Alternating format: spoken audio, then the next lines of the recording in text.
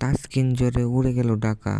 Wicket wicket wicket, একটা বা দুইটা বা তিনটা উইকেট না, একাই নিলেন 7টা উইকেট, যেটা বিপিএলের সেরা বোলিং ফিগার।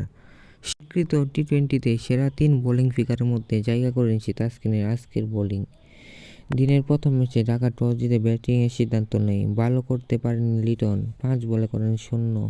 অন্যদিকে আরেক ব্যাটার তানজিম হোসেন তামিম করেন 10 বলে 9 রান। তাতেই শুরুতে হোঁচট খায় ঢাকা। ইনিংস মেরামতের দায়িত্ব নেয় স্টিভেন স্কেঞ্জি।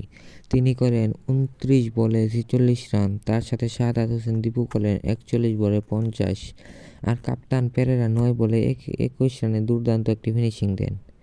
তাদের উপর ভর করে ঢাকা 20 ওভারে করে 174 রান। রাজশাহী হয়ে তাসকিন একাই নেন 7 উইকেট, আর 1 উইকেট পায় হাসান মুরাদ।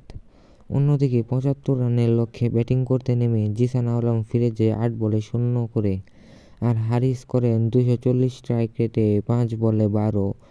ইয়াসির রাব্বি আজকে আর জ্বলে ওঠেনি। এনামুল ও রায়ান বুলের 100 রানের পার্টনারশিপে জয় নিয়ে মাঠ ছাড়ে ঢাকা। রাজশাহী এনামুল করে 45 বলে 67 রান, আর রায়ান বুল করে 32 বলে 55 রান।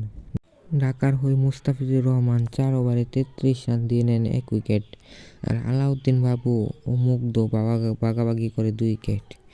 এই নিয়েই প্রথম ম্যাচ জিতে যায় রাজশাহী। পয়েন্ট টেবিলের দিকে তারা এখন রয়েছে 4 নম্বরে। আগে তাদেরকে যারা দুর্বল রাজশাহী বলতো, এখন তারাই দেখুক রাজশাহী ফিরে এসেছে আগের রূপে। এখন তারাই বলবে আবার তাদেরকে দুর্বল রাজশাহী। লাইক করে এবং সাবস্ক্রাইব করবেন।